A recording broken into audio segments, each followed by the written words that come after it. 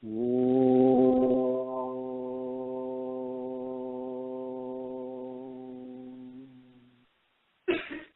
Gurubhyo Namaha. Harihi Om.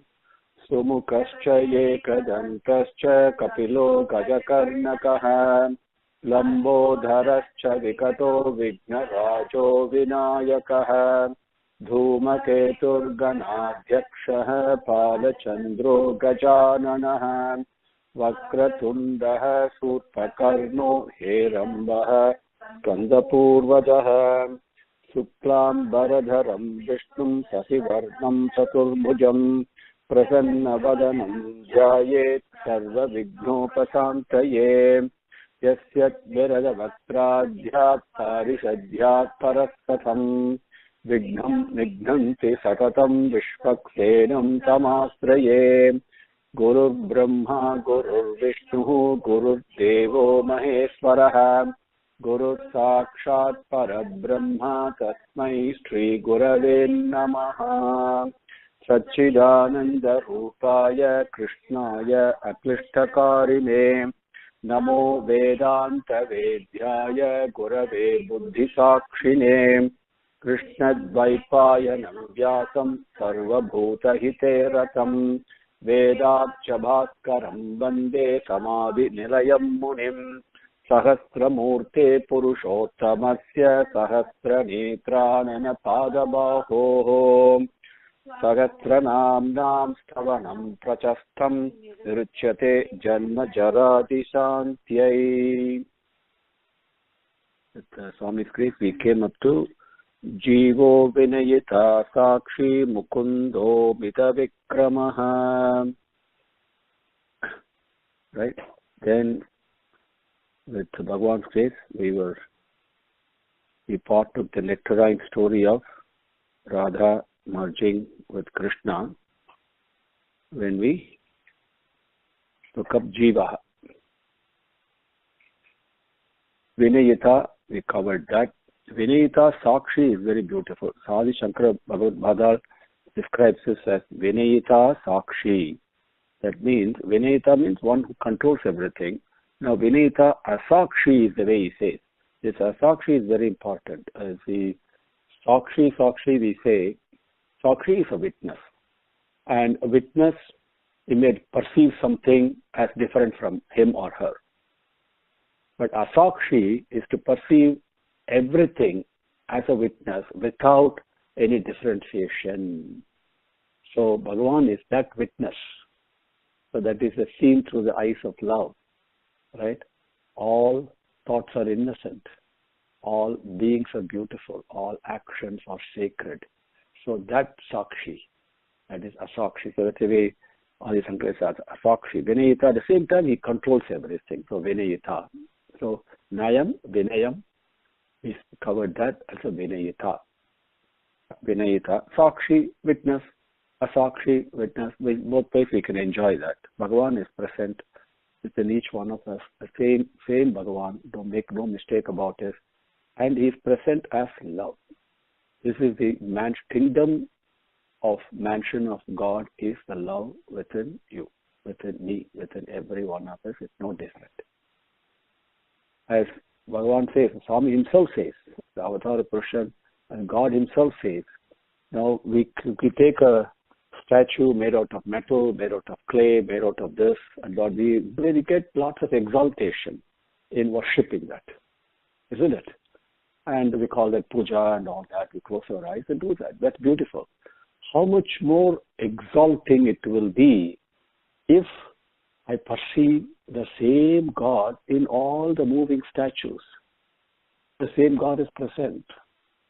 That is the only message from the most important message that we have to take. So that is how we must train ourselves to become one with the Sakshi that is present in us. Right? To perceive everything as Bhagavan. It's just another embodiment of God. I can do that when I go to Tirupati or to a temple, I have no problem. That moment I'm able to become one with them. Same way I must train myself. The only difference is The statue in the temple does not react, right? Whereas all the other moving temples, they all react. So I must learn how to train myself and go beyond that. That's a challenge. But the truth is the same God, same love. So if I'm able to not so much worry about the love within others, but if I focus on the love within me, then it becomes easier. Because that is what surrender is. Surrender is to hold on to the love within me over the agitations and the resistance and the protests of my mind. The mind says no, right? But I must overcome that, all the protests and the agitations, and then completely surrender myself to the love within me. Then it becomes easier. That is the message. So, Vinayita Sakshi. So, whether I do it or not, that witness is controlling. Vinayita. I'm not doing anything. You know what they say, what is, if you want to make God laugh, what should you do? The question, right? So we crack jokes among ourselves. But suppose say I want to crack a joke with God and make it laugh. Tell him your future plans. Okay. Then he will laugh. So that is so please remember that. So Vinayita, so he is the one who is controlling everything. Don't forget that regardless of however much I think I'm doing something, controlling something. Okay. No, that is good to remind ourselves of that. That is where the satsang becomes important. Okay, Vinayita Sakshi, Mukundaha, Amita Vikramaha, Mukundaha, one who gives mukti. But what is mukti? You know, we use the word mukti. And what is it actually? Do I really know what it is? So, this is very, very important lesson to learn from Bhagavan, from all this is the fundamental message of Bhagavad Gita also. Because Arjuna surrenders, I don't know what is good for me, what is beneficial for me. Yes, Shreyate Nischayam, that is with certainty, Bruhi Tanme, Bruhi, you tell me that, because I don't know, I surrender to you. Take me as your student. Tvam Prapannam, Sishyasteham, Sadhimam, teach me. Tvam Prapannam, I surrender to you. So, then Bhagavan teaches, and at the end he says, he doesn't say, do what I say. He says, now is it clear to you? Now do whatever you want, as you say. No, Karishye Vacharam Tava, I will do as you say each time. So, we must follow the dictates, the commands of the love within us. So, because I don't know what is really good. I don't know what is mukti is. I can go and buy a 2% milk if I want. I know what it is. Or a banana or something. But I don't know what mukti is. So how can I ask Bhagavan for something they really don't know what it is? Isn't it? So we must be very honest.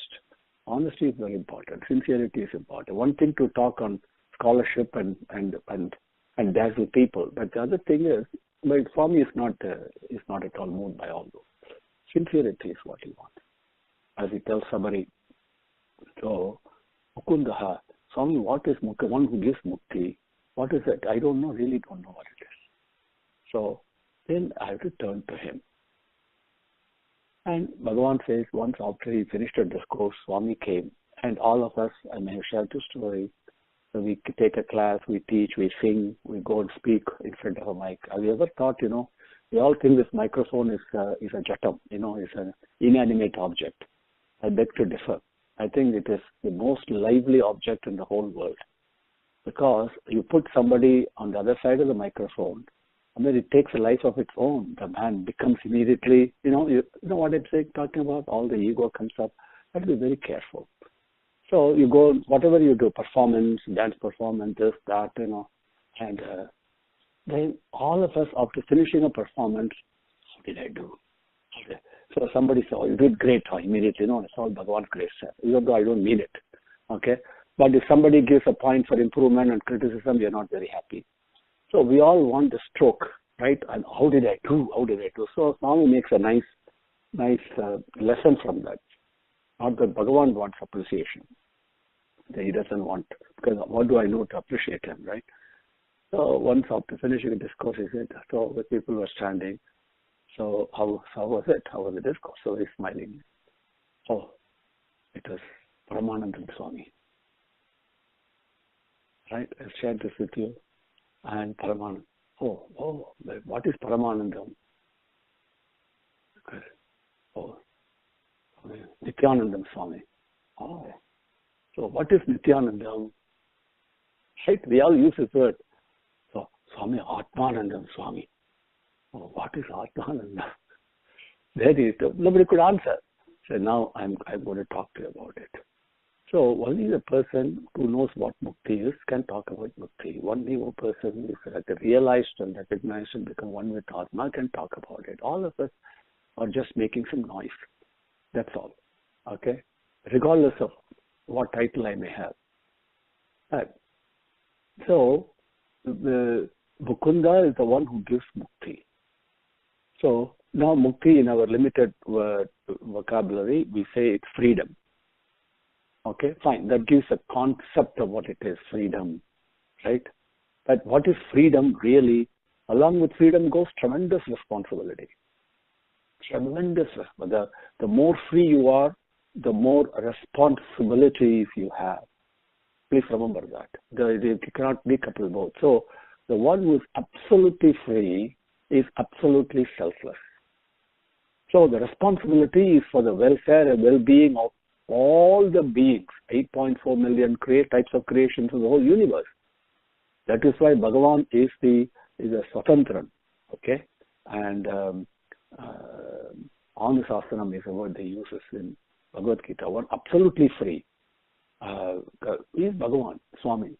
Because it's also got the responsibility for everything in the universe, nourishing. We struggle so much to bring up one child.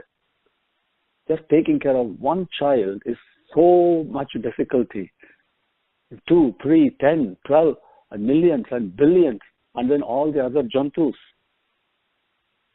Right? Not an easy thing. So, now it's mind-boggling, but it's not that difficult. Because along with selflessness, that ability also comes. That power also comes, Shakti also comes. So freedom is not to be taken lightly, right? And this is freedom from action, for example. When I am no longer bound by action, we are all bound by actions, I cannot escape. But when you get freedom from action, as Arjuna says, is it, you asked me to do, but you want to be free. So suppose if I don't do any action, it doesn't work that way. Even if I don't want to do a piece of action, I'll be compelled to do it. Okay, because action is binding me. The only way it can happen is when actions themselves leave me. Okay, that freedom, that is only the selflessness. That is described in different ways. It is bliss and anandam. The word is going to come again in the Sahasranamam in the next stanza or so.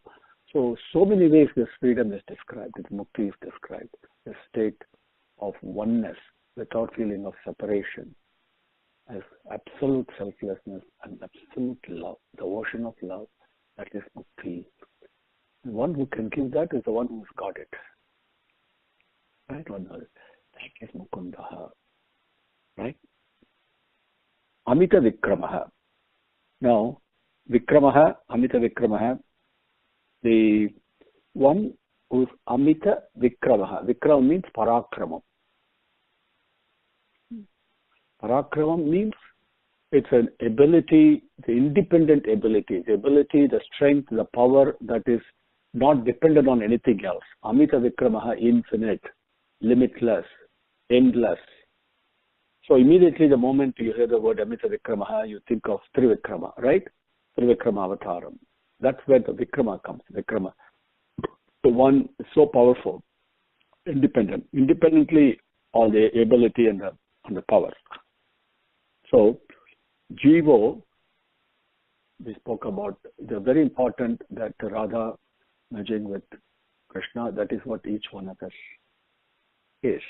That is a yearning in each one of us. That is a Jiva within us. Okay? Then Vinayata brings in humility. Asakshi or Sakshi, I must now obey myself to the dictates of the love within me, and then I must do and see everything with the eyes of that love. That is what Vinayita Sakshi. If I do that, then mukti is granted to me. That love itself will give me the mukti. And that is Amita Vikramaha, with limitless ability and power. Okay, there is nothing, as Swami says, I don't have Shankam and Chakram and Gadai and Sargam and all these things. They are all created by us. For Bhagavan, Mukam Karoti Vachalam, he doesn't require any external instruments to accomplish what he wants, right? So, but he says, I don't have any of this, he says. The only thing I have is love. Love, love, love. Prema, prema. That is, there is nothing more powerful than prema. Amita Vikramaha is that prema. There's limitless power, independent of everything. Everything else is dependent on it. That's the beauty. Okay, so personally, we can personalize the Sahasranamam. Okay. So, Jivo Vinayita Sakshi Mukundo Mita Vikramaha. Ambho Nidhi Anantatma Maho Dhadi Sayaha Antakaha.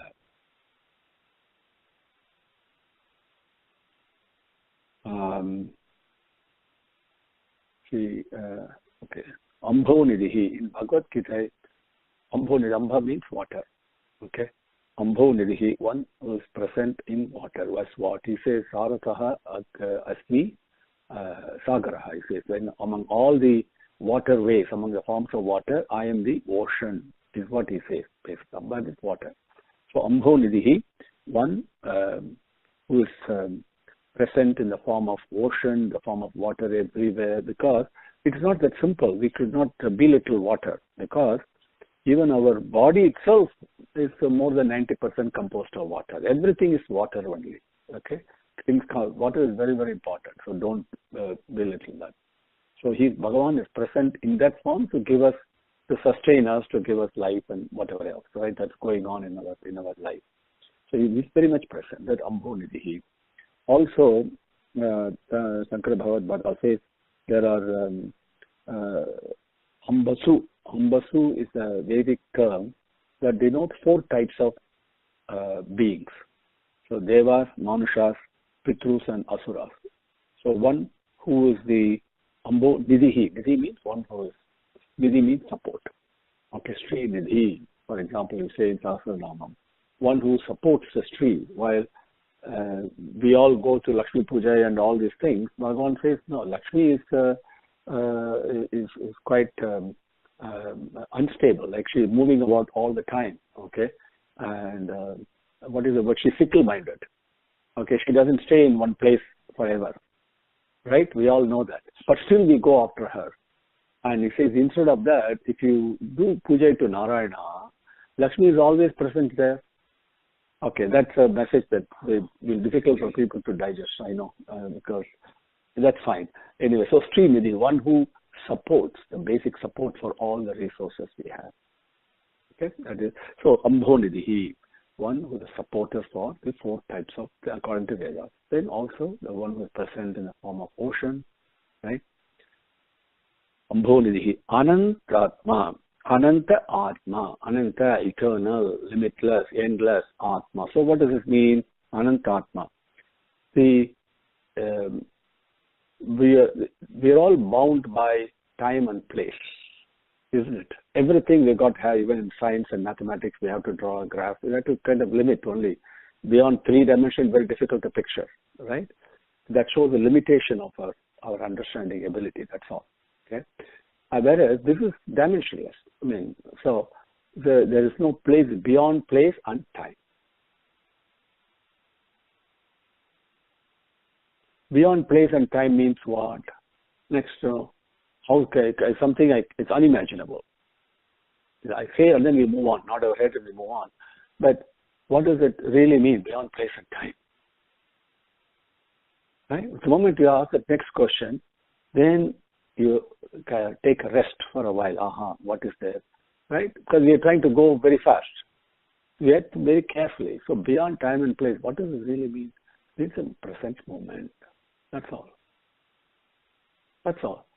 See, as I say, the past is past, the future is uncertain, the present is omnipresent.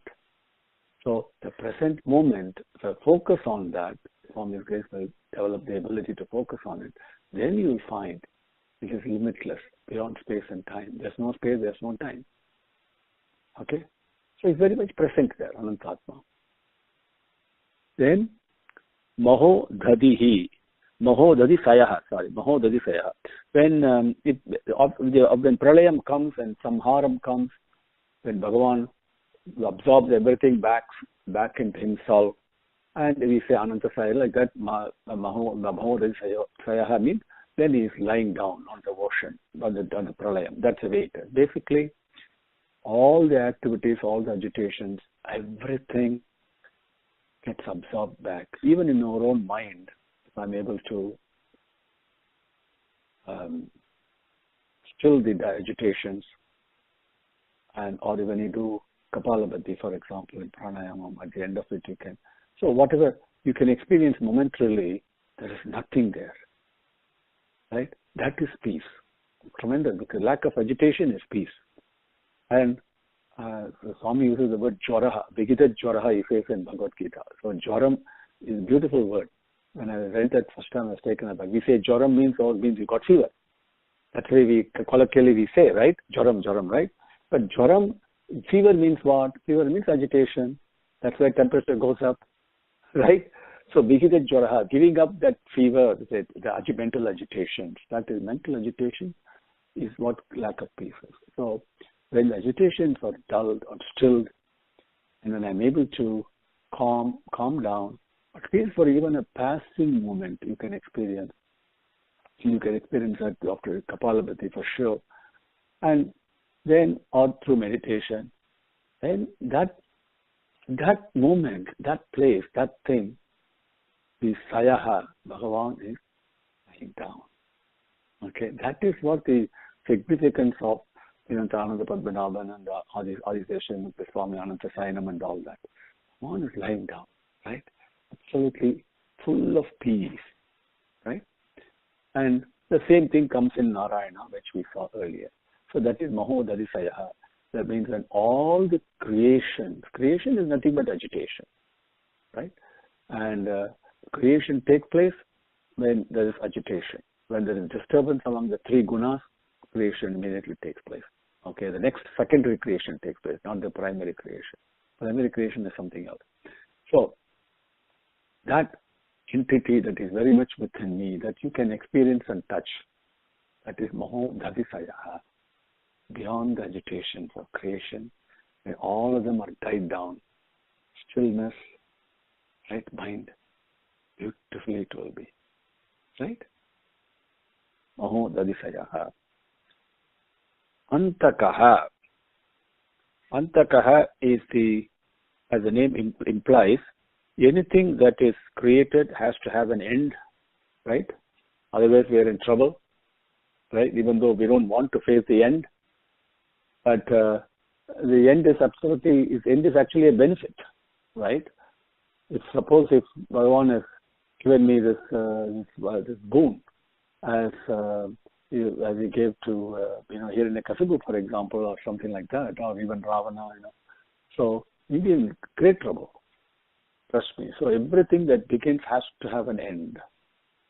So the end, the one who gives us the end, and thereby, actually that's a phenomenal manifestation of compassion only, that end is.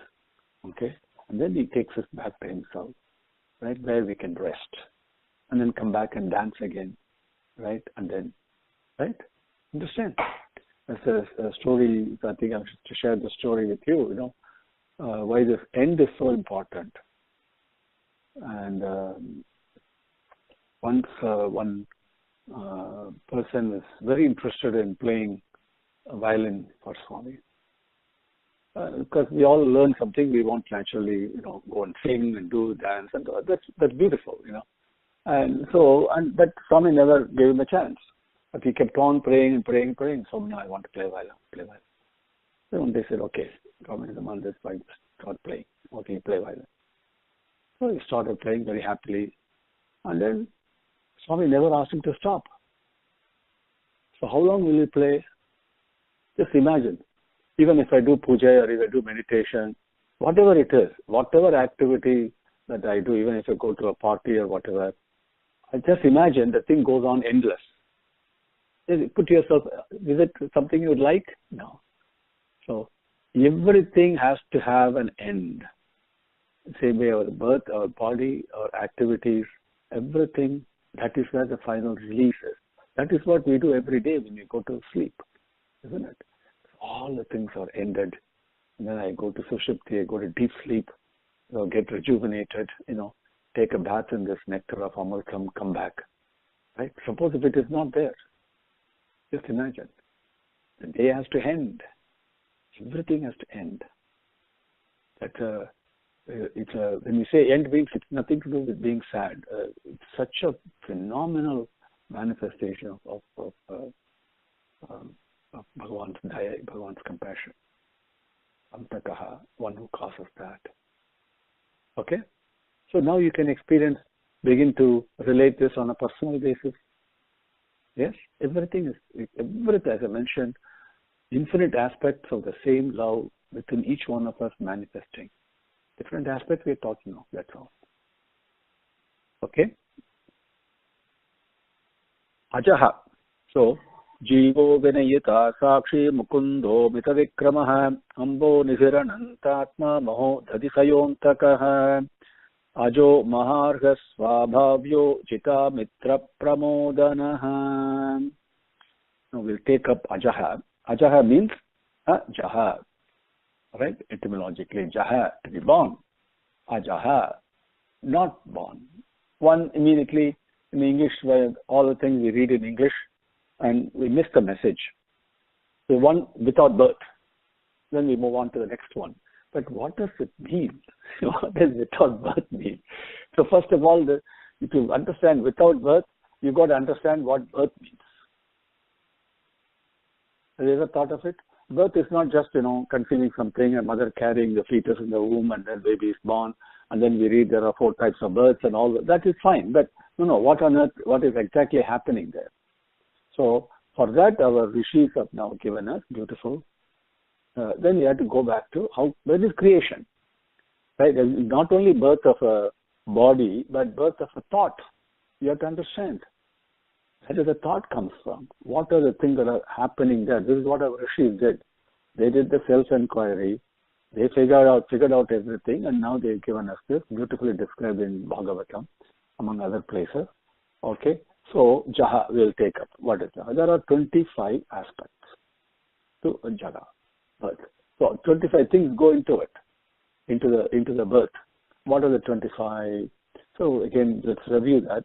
We may have covered that in Bhagavatam, but for those of you who are not in that class, first is Prakriti. Prakriti means, we call it as nature. Kriti, that is the action. The supreme, sacred. Right? Prakriti, we call it as nature. Okay? Then there is a Mahat Tattvam. Mahat Tattvam is simply the modus operandi of nature, which is to give love and receive love. To give happiness and receive happiness. There is nothing more than that. You don't have to get confused. That is the operating principle. If I obey that principle, I lead a beautiful life. Regardless of ups and downs, I'm happy, I'm peaceful. If I violate and disobey that principle, I go through lots of sufferings. Okay, so as simple as that. Right? That is the Mahat Tattvam. Then Ahamkaram. Ahamkaram is the false attachment to the feeling of separation, right, that I'm attaching to. Feeling of separation from myself. Right? We call it as I attach my body, my mind, and all these things, right? But it also means I separate myself from you, right? I think I'm different from you. I'm different from the plant. I'm different from this. That feeling that I have of the differentiated feeling that I'm attaching to, not only a differentiated feeling, but the one I'm attaching to, that is aham karam. Okay, and that fulfills its role. Okay, if as Lokamani said, if every the Chatwaris, when they were born, they said they could not see any difference at all. So they said we cannot produce progeny. So they went to Brahma and, sorry, I can't do the job you asked us to do. So the feeling of separation is important to do. That's also part of the, but with aham karam, that's where the problem is. Aham is important, but the karam should not be attached to the cells. Swami says it's only a very slight paradigm shift, that's all. Now you say that this is my body, right? And this is, we say this is my shirt, this is my thing and all. This is my, who are you? This is my, then instead of saying this is, you attaching yourself to the body, the moment you say this is my body, who's with my, you have to ask. Then you go, oh, this is the Bhagavan, the indweller within me. Then attach yourself to that. That's a paradigm shift. Then that, the aham is very important. Okay. Soham, it says, aham brahmasmi, all these are, aham is a very important consciousness. That is what is present all the time. That is Bhagavan himself. The problem comes in aham karam. The karam makes it problem. Okay, I am doing something. Right? Then the problem comes. So that is why etymologically the Sanskrit word, we call it simply as ego and move on. Okay, you understand? Ego also means pride. The so many meanings it has got. So we have to understand it in Sanskrit to get a certain sense of precision. Okay. So now this feeling of separation is there, and that is ahamkaram. So you got prakriti, you got bhatattvam, you got ahamkaram. That alone is not important. Then the 5 elements are there, right? We all know what the 5 elements are. Then each element has got a certain characteristic. That also we know. Those are called tanmatrehal. So how many do you have so far? 13. Right? Count. So 3 plus 5 is 13. Okay. Then the 5 elements are there, the tanmatra. But something else required to perceive that. That is our jnana indriyangal. That makes it 18. Right? Then after perception, I also need to act. So we have the karma indriyangal, which is the 5. We have covered that before. That is 23.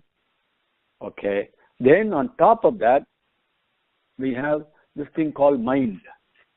Mind is nothing but a bundle of desires, right? So that is 24. And then the embodiment, we call it Purusha, right? That is the thing that is present in the various embodiments, right? So that is now 25. Now beyond, this is the part of the Jaha part of it. All these 25 elements are there in anything that gets created. Ajaha, one who is now not born.